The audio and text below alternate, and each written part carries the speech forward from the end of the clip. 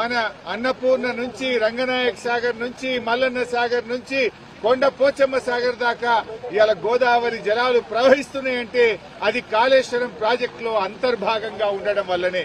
మల్లన్న సాగర్ నిండు కుండలాగున్నదంటే ఇది కాళేశ్వరంలో అంతర్భాగం కాదా అని ఆ మాట్లాడేటువంటి నాయకులను నేను అడుగుతా ఉన్నా.